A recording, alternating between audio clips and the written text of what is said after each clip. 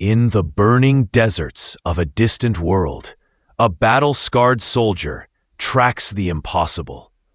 Giant footprints carved deep into stone, whispers of stolen supplies, and rumors of dragons thought to be nothing more than legend.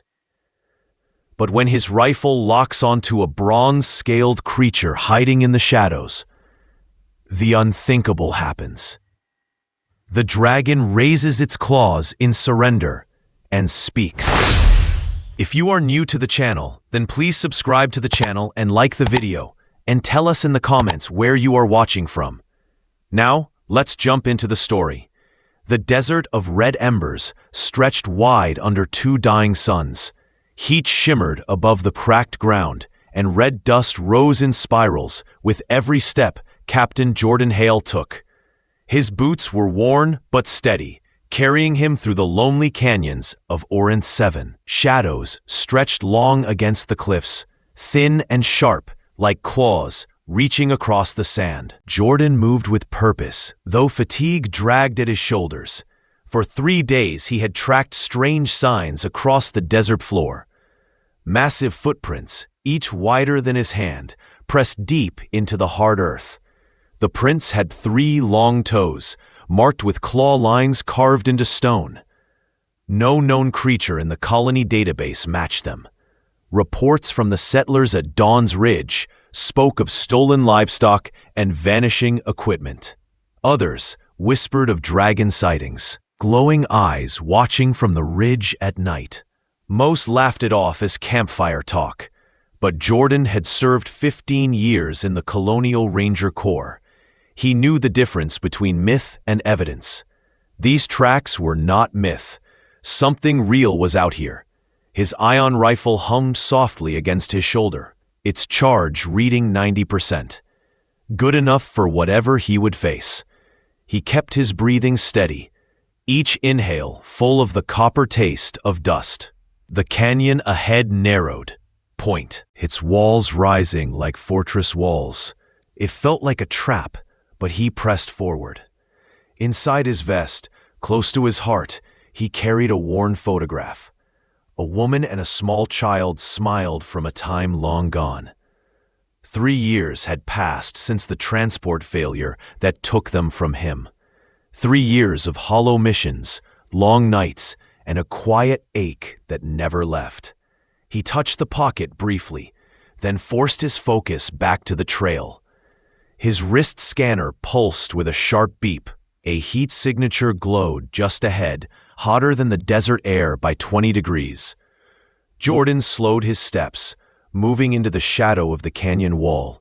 His training returned like muscle memory.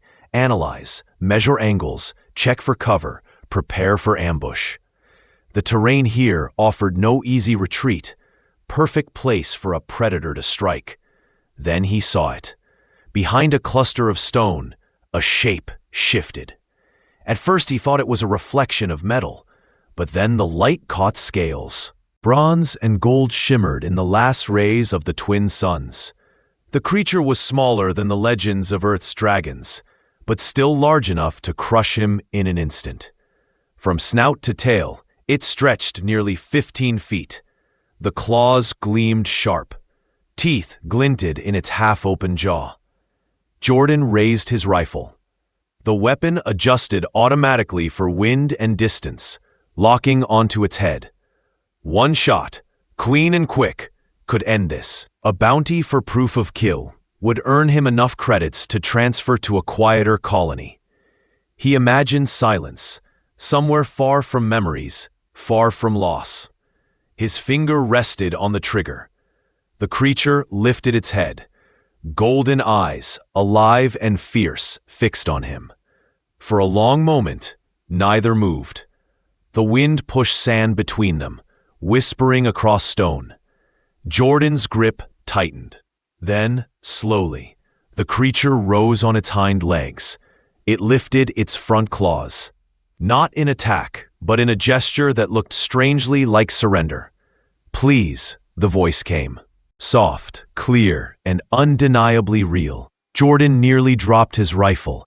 It spoke again, steady and calm. with the rhythm of someone who had known language for a long time. "Please, do not shoot." The sound carried through the canyon, echoing in the narrow walls. Jordan's pulse hammered in his ears. He had expected a beast, a predator. What stood before him was something else. Intelligent, aware, and strangely vulnerable. His instincts battled within him.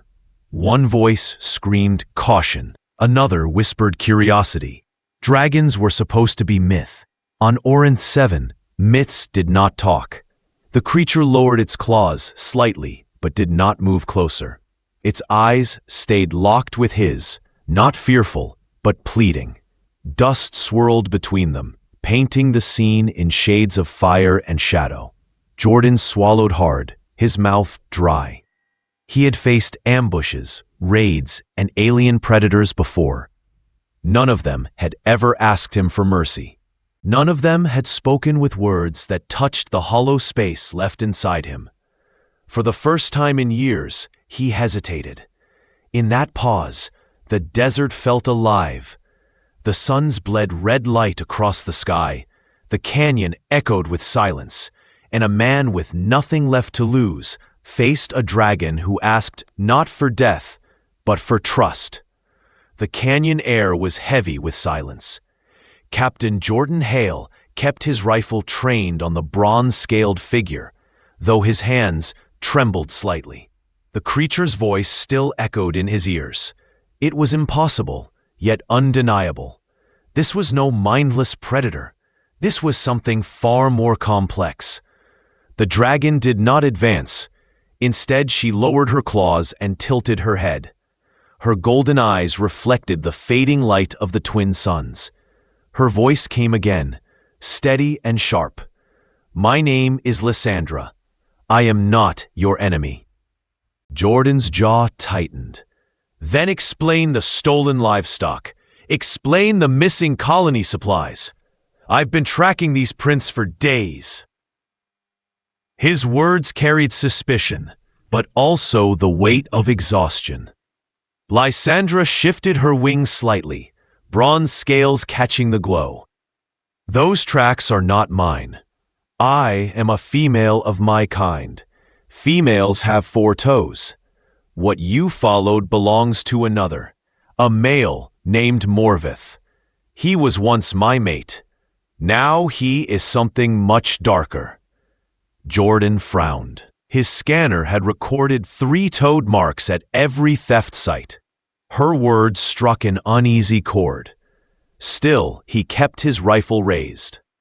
"And why should I believe you?" She drew in a slow breath, then spoke with quiet fire. "Because Morvith seeks to end the fragile peace between your people and mine. He frames us with these thefts, planting fear so humans will call for war. If you kill me here, you will only help his plan." Yet her tone, calm and sharp with reason, stirred something buried deep. He asked, "And what do you want from me?" Lysandra's eyes softened, the golden glow dimming as if a storm passed behind them. "I want to live. I carry eggs. I want to protect them. If you spare me, if you stand with me, we can stop Morvith before he brings destruction to both our worlds." The word eggs caught Jordan off guard. He blinked, lowering the rifle just a fraction. "You're a mother?" "Yes." "Yes," she said. "I am," she answered. "And if war comes, my hatchlings will be born into fire and ruin." She paused before adding, "Help me, human soldier. In return, I will give you something you have lost." His chest tightened. He thought of the photo tucked in his vest. He thought of a smiling child whose laughter haunted his dreams. "And what's that supposed to mean?" "Purpose," Lysandra whispered. "A reason to rise each day. Family, even if not by blood. You carry grief like armor. I can feel it from here. But grief does not have to be the end of you." Jordan's throat felt dry. Her words dug into the ache he carried silently for years.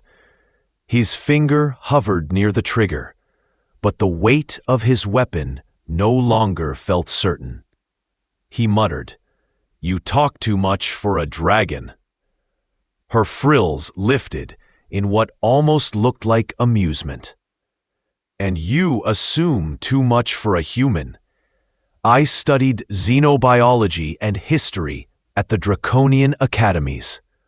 I am no beast. I am a scholar. I am a survivor." Jordan's lips twitched, the smallest ghost of a smile. "So you're telling me you've got degrees, but you're hiding in a canyon like a thief." "I hide because Morveth hunts me," Lysandra replied sharply. "He would claim me by old law. He would use my eggs to strengthen his cause. If he succeeds, both our peoples will bleed." The canyon wind howled between them, carrying her words deep into Jordan's chest.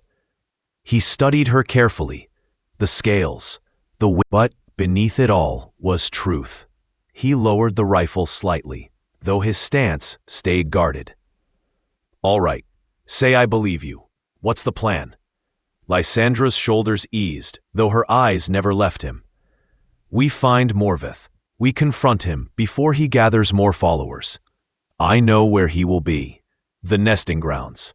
Tomorrow at dawn, he will call others to his side.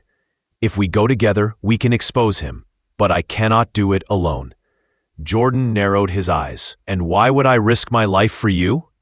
"Because you already have nothing to lose," she said quietly, "but you have everything to gain." The words hit harder than any bullet. He hated how true they felt. For a long moment, silence ruled the canyon. The suns dipped lower, painting the rocks in blood red and shadow. A human soldier stood face to face with a dragon who begged not for mercy, but for partnership. Finally, Jordan powered down his rifle. The soft hum faded, leaving only the whisper of the desert wind. He said, "We do this your way, but if you're lying to me, if this is a trap, I'll end it." Lysandra dipped her head, her voice calm. "Then we are agreed, soldier and dragon, fire and trust." Together they stepped from the canyon shadows, an unlikely pair bound by danger and necessity. Above them, the first stars pierced the fading sky. Ahead waited betrayal, conflict, and perhaps something neither had dared to believe in: hope. Night settled over the desert of Orant 7 like a curtain of ash. The stars burned bright and cold, far sharper than those seen from Earth. Captain Jordan Hale followed Lysandra through winding ravines, her bronze scales reflecting moonlight like hammered metal. Each step carried the weight of unease. Tomorrow would bring the gathering, and with it, danger. The dragon's voice broke the silence. "The nesting grounds are not far. My people gather there to mark territory, to form bonds, and to test strength. It is sacred to us." She paused, her wings folding tightly to her back. "Morveth will be there.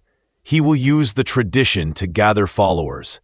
He will claim he fights for freedom, but in truth, he seeks war." Jordan adjusted the strap of his rifle, his voice low and steady. "Sounds like too many leaders I've met.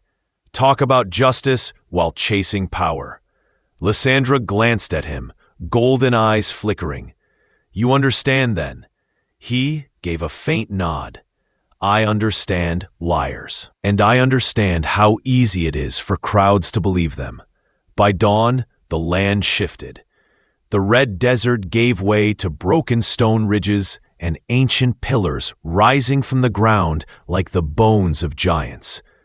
Ahead, the canyon widened into a vast amphitheater carved by centuries of wind. Caves dotted the walls, each one glowing faintly with the heat of dragon bodies inside. As Jordan and Lysandra stepped forward, dozens of eyes turned toward them. Dragons of every shade, emerald, sapphire, crimson, and obsidian, watched in silence. The air grew heavy, filled with heat and suspicion. A massive shape detached from the gathering. Black as volcanic rock, with eyes the color of fresh blood, Morveth strode into the center. His wings spread wide, casting shadows across the arena. His voice rolled like thunder. "Lysandra, you return to sacred ground with this." His gaze fixed on Jordan, sharp and contemptuous. "A human." The crowd hissed and rumbled, wings beating the air in outrage. Jordan's hand stayed near his rifle, though he knew firing here meant certain death. Lysandra lifted her head proudly. "This is Captain Hale. He is my chosen protector." The amphitheater erupted with noise. Some dragons roared in disbelief, others laughed in scorn. Morveth's tail slammed against stone, sending cracks through the ground. "Blasphemy! No human can stand among us. No human can guard one of our kind." From the largest cave at the far wall, an elder dragon emerged. Her scales were faded gold, worn by centuries, and her steps carried authority that silenced the crowd. Aurelin, the matriarch, spoke with a voice both weary and commanding. "The law is clear.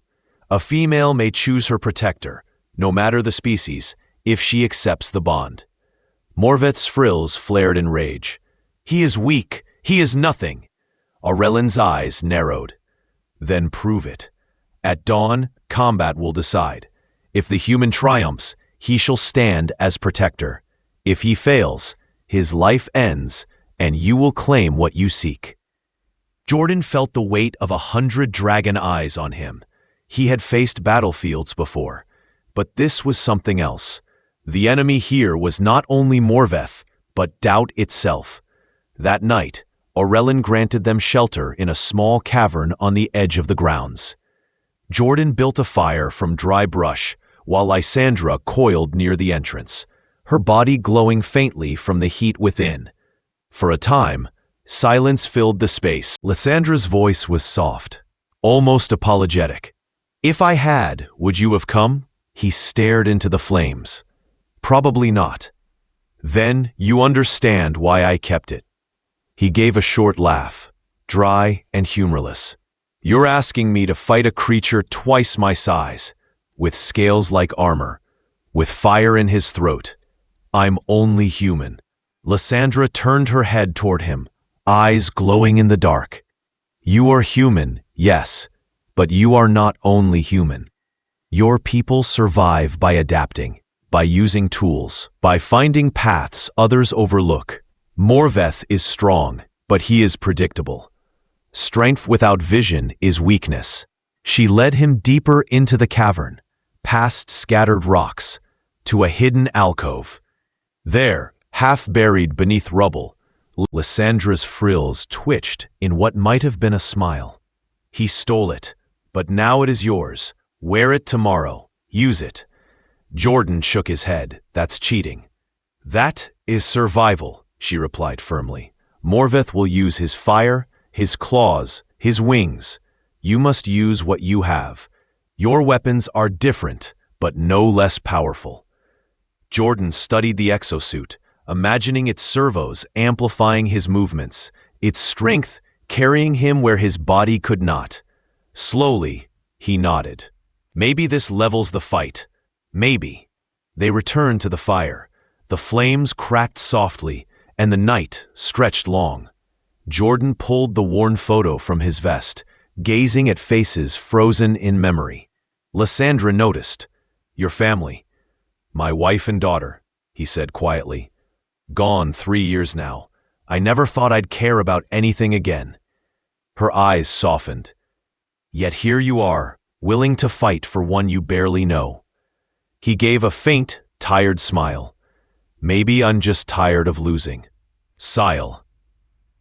Heavy but not empty. For the first time in years, Jordan felt the faintest flicker of something he thought lost. Hope. Outside, the amphitheater filled with shadows. Dragons gathered, waiting for dawn, waiting for blood. The desert night grew colder, but inside the cavern, firelight and uneasy trust held back the dark. The first light of dawn spilled across the amphitheater, painting the stone walls in gold and crimson. Dragons gathered in a wide circle, their scales gleaming in every color of fire and shadow. Wings stretched, claws scraped stone, and the air carried the hum of expectation. This was not only combat, it was judgment. Captain Jordan Hale stood in the center, the prototype exosuit hidden beneath a heavy cloak. The metal frame hummed softly, amplifying his strength and balance. Each step reminded him that this fight was not against one dragon alone. It was against fear, against grief, against the weight of despair he had carried for years. From the opposite side, Morvith entered. His scales shimmered black as molten glass, his size dwarfing even the largest of the gathering. His eyes burned red, and his roar shook dust loose from the cliffs. "Last chance, human," he thundered. "Walk away now, and I may let you live." Jordan steadied his breath, his voice even. "I've been running long enough. Not today." The crowd stirred, murmurs rolling like waves. Lysandra stood at the edge, her golden eyes fixed on him, silent but unwavering. Aurelin, the elder matriarch, raised her head. "By the law of bond and protector, combat shall decide. Fight with honor, fight with truth. Let the outcome shape the path of both our kinds." The signal came with a single strike of her tail against stone. Morvith lunged forward with the speed of a storm, his tail whipping around in a strike meant to shatter bone. Jordan dropped the cloak and caught the blow with his exosuit-enhanced grip. Servos whined as the impact vibrated through his body, but he held firm. Gasps rippled through the crowd. No human had ever stopped a dragon strike. Morveth snarled, pulling back with rage. He followed with claws slashing downward, but Jordan sidestepped, the suit lending speed to his movements. Sparks flew as the claws struck stone. The amphitheater filled with the rhythm of battle, fire crackling, metal straining, stone cracking under force. Jordan fought not with brute strength, but with patience, watching for the patterns Lysandra had warned him about. Tail, claws, bite. Tail, claws, bite. Morveth was powerful, but predictable. When the obsidian dragon lunged with his jaws wide, Jordan rolled aside, thrusting Nival the exosuit's power. His armored fist slammed into Morveth's ribs, sending the massive creature stumbling sideways. Dust erupted. The crowd roared. Rage burned in Morveth's eyes. He inhaled deep, chest glowing, before releasing a torrent of fire. Jordan raised his arm, the suit's heat shielding straining against the blaze. Pain seared through him despite the protection, sweat pouring down his face. But he endured. "You can't burn away the truth," Jordan shouted through the heat. "You stole from innocence. You framed your own kind. You'd rather rule through fear than lead with honor." Morvith's roar drowned his words. He struck again, claws carving deep into the ground where Jordan had been. But the human was already moving, using the suit's strength to leap onto the dragon's shoulder. He locked his arms around Morvith's neck, voice raw with effort. "Yield, or this ends badly for both of us." The obsidian dragon thrashed, slamming against stone, but Jordan clung on. Every muscle burned, every joint screamed. Yet the memory of a small photograph pressed against his chest gave him strength. Finally, Morvith faltered. His movements slowed, his breath ragged. Jordan pressed the advantage. Pause, forcing him down onto the stone floor. The amphitheater trembled under the weight. "Yield," Jordan demanded, his voice low but steady. "Not for me, for them. for the future you claim to protect. Silence fell. Morveth's eyes blazed with fury, then dimmed with something else. Fear. Slowly, with a growl that echoed like thunder, he whispered, "I yield." The amphitheater erupted. Some dragons roared in outrage, others in relief. Aurelin stepped forward, her voice cutting through the chaos. The combat is decided. The human stands as protector. Morveth will return what was stolen. He will honor the treaty or face exile. The black dragon lowered his head, shame and bitterness heavy in his voice. "Yes, Elder." Jordan stepped back exhausted, every part of his body trembling. Lysandra came to his side, her expression unreadable, but her eyes shining. "You did it," she whispered. "Barely," he replied with a faint, tired smile. Weeks passed, and the desert of red embers begged. Humans and dragons who once eyed one another with fear now approached with cautious hope.